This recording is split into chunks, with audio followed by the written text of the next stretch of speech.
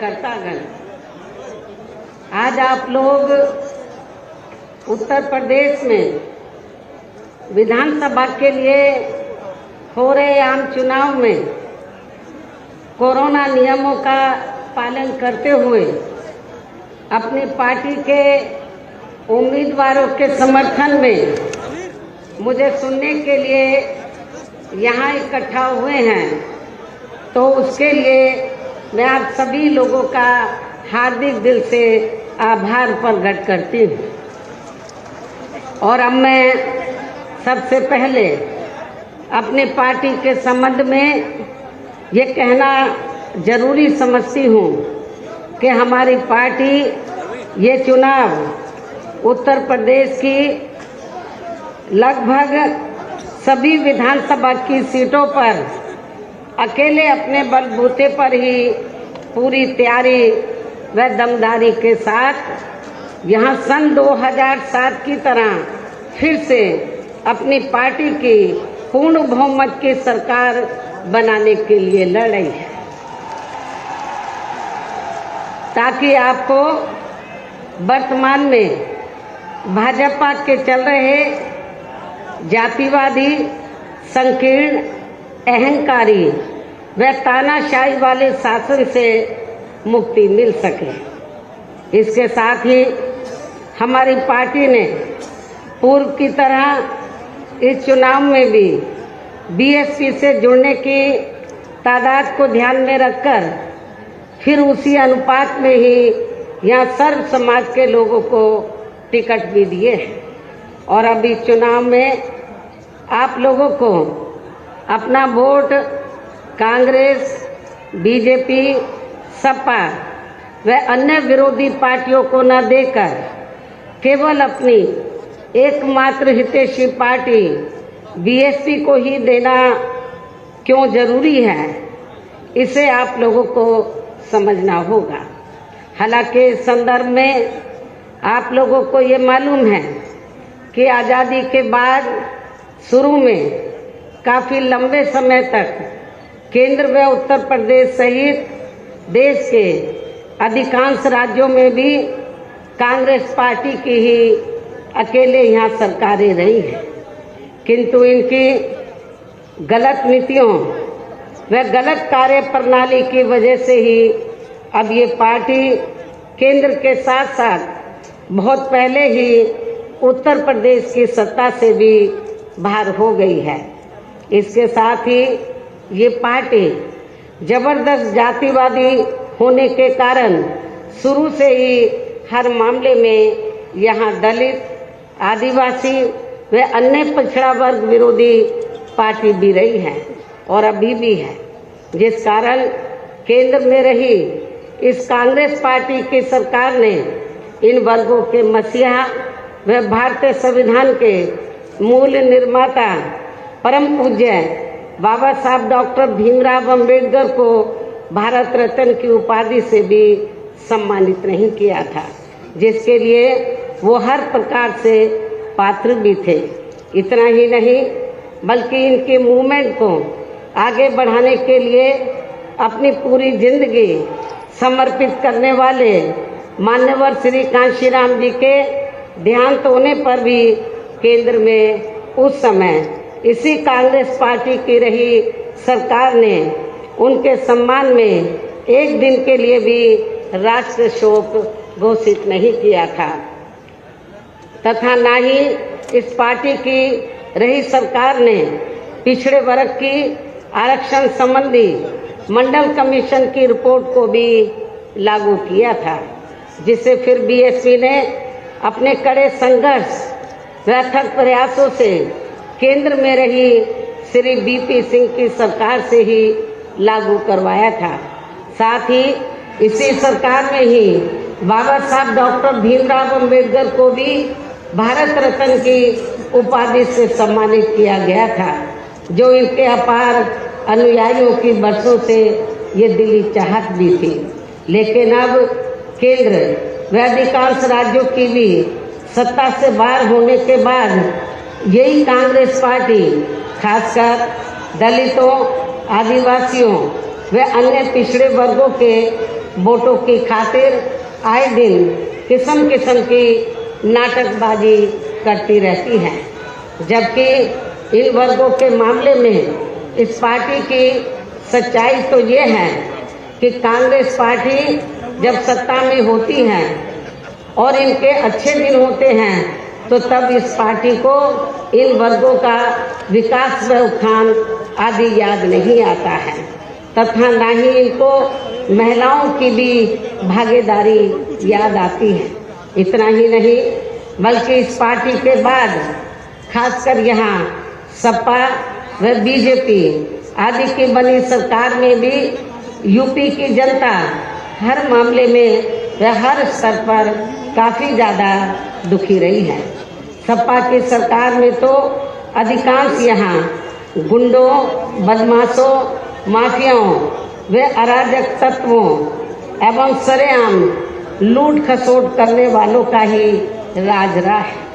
जिसकी खास वजह से ही इस सरकार में आए दिन यहाँ जाति व धर्म के नाम पर तनाव व दंगे आदि ही होते रहे हैं। इस मामले में पश्चिमी यूपी का मुजफ्फरनगर कांड इसका खास उदाहरण है। प्रदेश में विकास के कार्य भी ज़्यादातर यहाँ एक विशेष क्षेत्र व एक विशेष समुदाय के लोगों तक ही सीमित होकर रह गए। और इतना ही नहीं,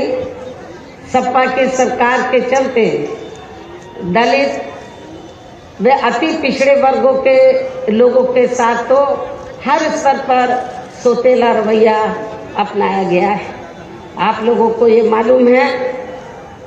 कि जब सपा पावर में आई तो सपा सरकार ने एक काम ये किया, सबसे पहले सत्ता में आते ही, कि हमारी पार्टी की सरकार ने जो दलित और अन्य पिछड़े वर्ग में समय समय पर संत गुरु और महापुरुष हुए तो उनको आदर सम्मान देने के मकसद से, उद्देश्य से हमारी पार्टी की सरकार ने जिन नए जिलों के नाम इनके नाम से रखे, नई योजनाओं के नाम इनके नाम से रखे, तो उनको बदल दिया। और इतना ही नहीं, मैं सरकारी कर्मचारियों को भी ये बताना चाहती हूँ कि जब पदोन्नति में आरक्षण को लेकर तो पार्लियामेंट में बिल आया तो यही समाजवादी पार्टी थी जिसने इस बिल को फाड़ दिया था और इस बिल को पास नहीं होने दिया, ताकि जो दलित वर्ग के लोग हैं उनको पदोन्नति में आरक्षण की सुविधा ना मिल सके। ये समाजवादी पार्टी का कैरेक्टर है, चाल चरित्र है। इसे को ही लागू करने पर टिकी रही है, जिससे प्रभावित एवं शिकार हुए लोगों का इस सरकार में सही से विकास व उत्थान आदि नहीं हो सका है। साथ ही इनका हर स्तर पर काफी ज्यादा उत्पीड़न भी किया गया है। धर्म के नाम पर हमेशा यहाँ तनाव व नफरत आदि का वातावरण भी बना रहा है, ये किसी से छिपा नहीं है। प्रदेश में हर प्रकार के अपराध भी काफी ज्यादा बढ़े हैं। खासकर दलित व महिलाएं भी इस सरकार में कतई भी सुरक्षित नहीं रही हैं। लेकिन मीडिया में इनके आंकड़ों को ज्यादातर दबा दिया जाता है। आपके आगरा में तो इतना बुरा हाल है दलितों का कि पुलिस की कस्टडी में तो दलित वर्ग के एक नवयुवक को मार दिया जाता है, ये भी किसी से छिपा नहीं है। इसके अलावा प्रदेश में गरीबों, मजदूरों, बेरोजगारों व अन्य मेहनतकश लोगों के साथ साथ दलितों, आदिवासियों, अन्य पिछड़े वर्गों, मुस्लिम एवं अन्य धार्मिक अल्पसंख्यक समाज के लोगों के हित व कल्याण के लिए वर्षों से जो भी यहाँ सरकारी योजनाएं चल रही थी तो उनका भी इन्हें इस सरकार में सही से पूरा लाभ नहीं मिल सका है। खासकर दलितों व पिछड़ों को आरक्षण का भी पूरा लाभ नहीं मिल सका है, क्योंकि इन्होंने ज्यादातर सरकारी कार्य प्राइवेट सेक्टर के जरिए ही कराए हैं, जिसमें इनके लिए आरक्षण की कोई भी व्यवस्था नहीं है। सरकारी नौकरियों में भी इनका आरक्षण का कोटा भाजपा सरकार में भी पूरा नहीं किया गया है। मुस्लिम व अन्य धार्मिक अल्पसंख्यक समाज के लोगों के साथ तो बीजेपी की सरकार में अधिकांश इन्होंने पक्षपात वाला रवैया ही अपनाया है। इतना ही नहीं बल्कि इस बार बीजेपी की सरकार में अपर कास्ट समाज में से विशेषकर प्रबुद्ध वर्ग भी हर मामले में अपने आप को काफी ज्यादा उपेक्षित रहा है। इसके अलावा इनकी गलत आर्थिक नीतियों के कारण यहाँ गरीबी, बेरोजगारी व महंगाई आदि भी काफी ज्यादा बढ़ी है। खासकर चुनाव घोषित होने से पहले तो डीजल, पेट्रोल व रसोई गैस आदि की आए दिन बढ़ी कीमतों ने भी जनता की काफी ज्यादा मुश्किलें बढ़ाई हैं और ऐसा लगता है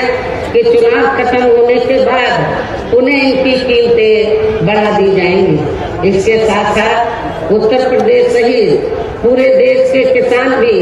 केंद्र सरकार की गलत नीतियों के कारण काफी ज्यादा दुखी व परेशान रहे हैं और अभी भी परेशान हैं। प्रदेश में बेरोजगार लोगों को रोजगार नहीं मिलने के कारण ही ज्यादातर इनको पलायन भी करना पड़ा है। आप लोगों को ये मालूम है, आजादी के बाद कांग्रेस पार्टी लंबे अरसे तक यहाँ सत्ता में रही, लेकिन यहाँ रोटी रोटी के साधन नहीं मिलने के कारण बड़े पैमाने पर इनका पलायन हुआ। ये लोग पलायन करके चले गए और इसके साथ ही जब बीजेपी पावर में आई तो आप लोगों को मालूम है कि ये सिलसिला जारी रहा और कोरोना काल में जो लोग बाहर के राज्यों से वापिस आ गए, जब उनको रोटी रोटी के साधन नहीं मिले तो उन्हें पुनः पलायन करना पड़ा। मुजफ्फरनगर में भी बड़े पैमाने पर सपा सरकार में लोगों को पलायन करना पड़ा। तो ये तीनों पार्टियों की जो सरकारें हैं, चाहे कांग्रेस सत्ता में रही हो, चाहे समाजवादी पार्टी, चाहे बीजेपी, इन सभी पार्टियों की सरकारों में किसी न किसी कारणवश जो दुखी पीड़ित लोग हैं, खासकर बेरोजगार लोग हैं, उनको पलायन करना पड़ा है। इस प्रकार से इन सभी विरोधी पार्टियों की रही सरकारों में शुरू से ही यहाँ यूपी की जनता काफी ज्यादा दुखी व परेशान रही है। खासकर कोरोना महामारी के दौरान तो इन सभी की हालत और भी ज्यादा खराब हो गई है। ऐसे में इन सभी विरोधी पार्टियों की रही सरकारों से निजात पाने के लिए अब इस चुनाव में यहाँ प्रदेश की जनता को अपनी एकमात्र हितैषी पार्टी बहुजन समाज पार्टी की ही सरकार बनाना बहुत जरूरी है, जिसने अपने चारों रहे शासनकाल के दौरान बिना पक्षपात व भेदभाव आदि के यहाँ कमजोर एवं उपेक्षित वर्गों के लोगों के साथ साथ सर्व समाज में से गरीबों, मजदूरों, बेरोजगारों, किसानों, व्यापारियों, कर्मचारियों, वकीलों एवं अन्य मेहनतकश लोगों के साथ ही युवाओं, छात्रों, महिलाओं व बुजुर्गों आदि के भी विकास एवं उत्थान के लिए अनेक ऐतिहासिक एवं महत्वपूर्ण कार्य किए हैं। इसके अलावा बीएसपी की रही सरकार में दलित एवं अन्य पिछड़े वर्गों में जन्मे अपने महान संतों, गुरुओं व महापुरुषों आदि को भी विभिन्न रूपों में पूरा आदर सम्मान दिया गया है, जिनकी यहाँ सभी विरोधी पार्टियों की रही सरकारों में काफी ज्यादा उपेक्षा की गई है। इसके साथ साथ बीएसपी की सरकार में पूर्व की तरह ही यहाँ सभी वर्गों, धर्मों व विभिन्न क्षेत्रों में लगे लोगों के हितों में भी फिर से ऐतिहासिक कार्य किए जाएंगे। प्रदेश में विशेषकर गरीबी व बेरोजगारी आदि को दूर करने के लिए जरूरी कदम उठाए जाएंगे और ये हमारी सरकार का इस बार भी मुख्य एजेंडा होगा। साथ ही किसी भी मामले में किसानों को भी निराश नहीं होने दिया जाएगा। इसके अलावा आपके इस क्षेत्र की जो भी आपके आगरा मंडल में तो सभी जिलों में जो भी स्थानीय समस्याएं होंगी तो उन्हें भी जरूर दूर किया जाएगा। वैसे आप लोगों को मालूम है कि आगरा और फिरोजाबाद में तो जो यहाँ स्थानीय कारोबार चल रहे हैं इनकी कुछ समस्याएं हैं तो उनको भी दूर किया जाएगा। ये भी मैं आप लोगों को विश्वास दिलाना चाहती हूँ। साथ ही केंद्र व यूपी सरकार के भी विवादित, इसके साथ ही केंद्र व यूपी सरकार के भी विवादित नियमों व कानूनों को यहाँ जल्दी से लागू नहीं होने दिया जाएगा। इतना ही नहीं बल्कि बीएसपी की रही सरकार में जिन महान संतों, गुरुओं एवं महापुरुषों आदि के आदर सम्मान में व उनके नाम पर जनहित की जो अनेकों योजनाएं शुरू की गई थी, साथ ही नए जिलों के नाम भी रखे गए थे, तो उन्हें अधिकांश, जैसा कि मैंने आप लोगों को बताया कि उन्हें अधिकांश सपा सरकार द्वारा बदल दिया गया है, जिससे उनके प्रति इनकी हीन व जातिवादी मानसिकता भी साफ झलकती है तथा जिन्हें फिर बीएसपी की सरकार बनने पर जरूर बहाल कर दिया जाएगा। इसके साथ साथ बीएसपी की रही सरकार में सर्व समाज के व विभिन्न क्षेत्रों में लगे लोगों के हितों में जो अनेकों महत्वपूर्ण व ऐतिहासिक फैसले लिए गए थे, जिन्हें सत्ता परिवर्तन होने पर बाद में सपा व बीजेपी की सरकार ने